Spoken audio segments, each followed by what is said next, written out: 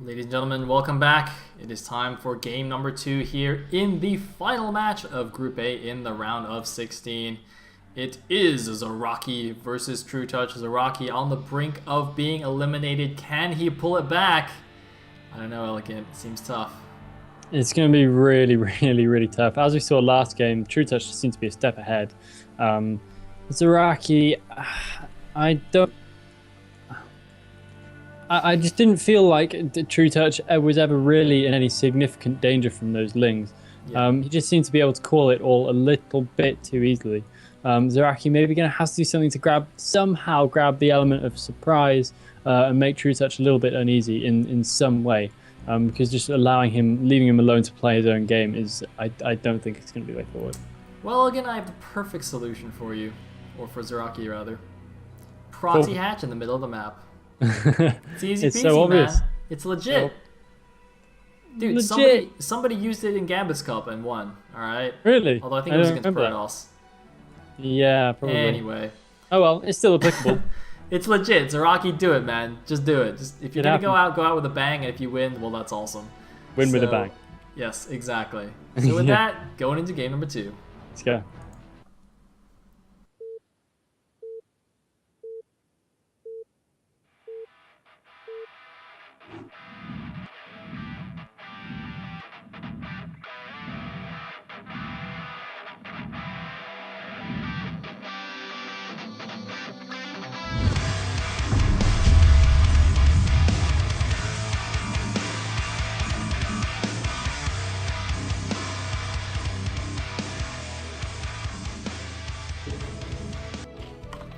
Alright, at the top right position as the red Zerg, we will have TrueTouch. Bottom right as the blue Zerg, Mr. Sass Ro16. Yes, we do. Looking at another interesting debate in the stream chat about whether any matchup is harder than any other matchup. That seems a little bit of an odd argument to me. I don't see why it shouldn't be. Protoss has the hardest of everything, man. It is a tough life being a Protoss. It's not easy. You're against the flow all the time. Yeah. You've got a PvZ. I mean, think about it this way, right? Did the Terran homeworld get blown up? Did the Zerg homeworld get blown up? I don't think so. No. Yeah. Actually, wait, did it? I don't know. There is no Zerg homeworld. I can't remember. Ire got blown up. All right. That's what I'm talking about. But I thought that the Zerg were a result of some kind of Terran experiment. Really? I thought the Zelnaga made them. Really? Yeah. Can somebody weigh in? Because we've got our StarCraft history. I'm pretty sure the Zelnaga made both the Protoss and the Zerg. Really? Yeah. I thought. Oh, forget what I thought. I don't know. This is really strange. We're really sucking at this lore thing. This is terrible. Well, I haven't played the campaign since like 1999, so it's been a while. Dude, I never actually played through the Gridor campaign. Really? Yeah, I only played through the original. By the way, we got 9-pool versus 9-pool action going on. So we have. So we're going to have to fill less space with crazy talk about irrelevant crap than usual. So that's cool. But we do have Ro16 scouting in the wrong direction while TrueTouch is scouting in the right direction. So that has no huge effect, but TrueTouch is going to know what's up just a little bit sooner than Ro16, probably. But Ro16 will, of course, know where TrueTouch is anyway because of the direction of the scouting overlord entering his base. So no great mysteries going on there.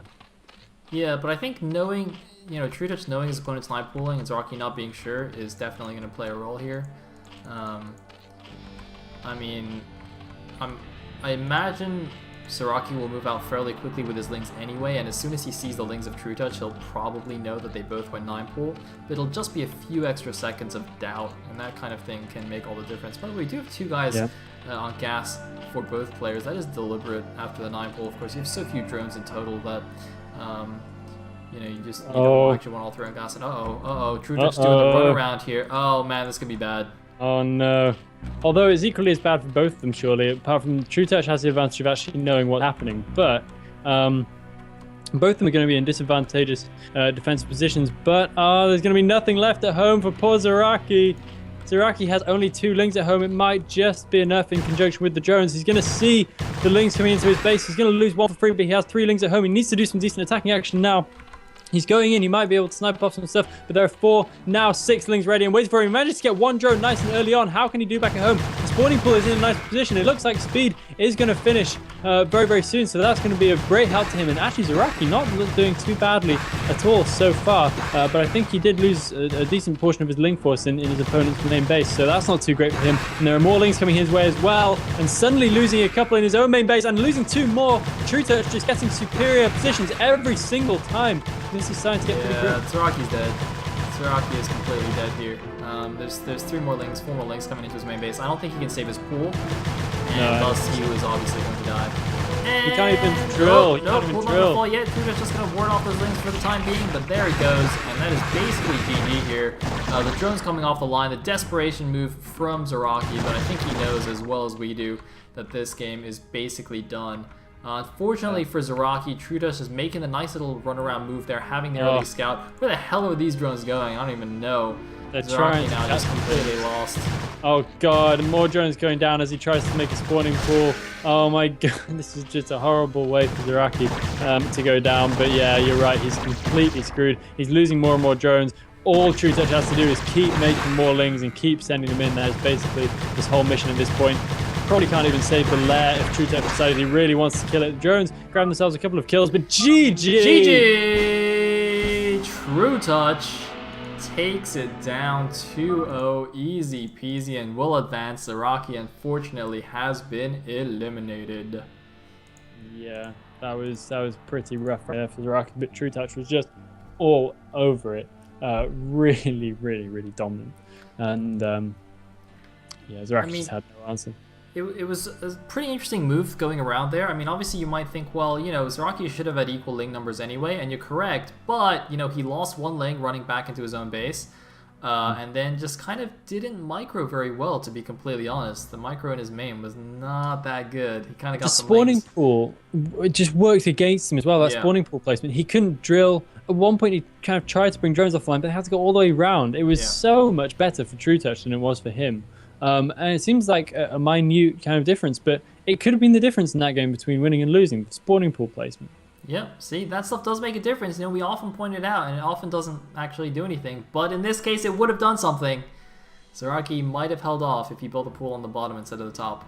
Yeah. But, hey, well, lesson learned for next time, I guess. Yeah. And congrats to Zaraki also for making it this far. Making it to the round of 16 is not too bad.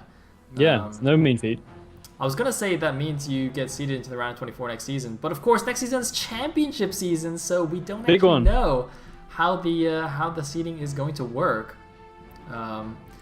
Yeah, so for anyone who isn't aware yet, after this 3rd regular season of TLS, the 4th season is going to be the championship season with a 2K prize pool instead of the $500 we have for each of the regular seasons, so it's going to be pretty awesome. We're going to have a number of seeded players depending on how well they've done in these first 3 seasons, and of course there'll be qualifiers as well for everyone else who didn't make it into the initial 3 tournaments. You can still participate, so it's going to be super duper awesome, so look forward to that. But in the meantime, we have, for this season of TLS, our first 2 round of 8 players, Ziki and True Touch. Huge congratulations to them. Oh, look, bit of a typo on the screen there. They advanced to the round of 8. Sorry, not the round of 16. Yeah. Yeah. Very nice. Very nice. 2 Zergs, though. 2 Zergs, of course. Well, I didn't expect anything else from that group, realistically. But at least we said goodbye to a Zerg today, so it's not all doom and gloom. But it has to be said that True Touch and Ziki, 2 guys who you'd really expect to see in the late stages of the tournament, it would seem slightly funny if at least one of them hadn't got through. Yeah, absolutely. I don't think anyone questions their position there. But yeah, we're hoping for some non-Zerg heroes in the subsequent weeks, so if you're one such potential hero and you are watching this, we urge you to practice night and day and to get ready to make us and make everyone else happy. Now, speaking of upcoming games, of course, we are going to have a cast tomorrow. That's right, you won't have to wait a whole week. We are doing Saturday and Sunday casts for round of 16. In fact, we'll do them for round of 8 as well, I believe. So, going to be lots of brutal action coming at you. For tomorrow, we are doing Group B, of course. The players will be Technics, Andre, Dragon, and Bakuryu. I totally knew that. I wasn't looking at Liquipedia, I swear. But yes, it's going to be interesting. So 2 Zergs, Technics, of course, very, very scary Zerg, but also 2 race pickers, Andre and Dragon. I'm pretty sure they'll both just be playing their main races, so Andre will just be playing Terran, and Dragon will just be playing Kratos in that group. Yeah, it should be very, very interesting. It's going to be a fascinating day of games, actually, I think. It's there's some real variety of play styles and approaches in that group. It's going to be fascinating, and I urge anyone who hasn't already to go and read the previews, which were posted, I believe, earlier today. Andre's interview is, as you would expect, absolutely knockout stuff. So if you're not already endeared to him and cheering for him tomorrow, then go read that, and by the end of it, you will forget that you ever wanted anyone else to win. You'll be right behind him. Absolutely, that is absolutely correct, Elegant. So yeah, really looking forward to tomorrow's group. Hope everyone tunes in. Before we sign out, though, I want to give a huge shout out to our sponsors, Razer and Twitch TV. They're super awesome, making all of this happen, making this season possible, making the championship season possible. They're really, really cool. And of course, TeamLiquid.net, with which I'm sure everybody is familiar, unless you somehow randomly stumbled in here from like Twitch somehow. I don't know. Either way, thank you, everybody. And thanks to all the viewers for tuning in, of course. Yeah, and I hope everyone tunes back in tomorrow. Show your appreciation for the sponsors by watching the tournament and by being nice in the stream chat and by buying their products, watching the stream on their website, etc. And yeah, it's going to be some cool stuff, so really hope to see you there. Yep, so with that, congrats once again to Zeke and True Touch, and see you guys tomorrow. Bye.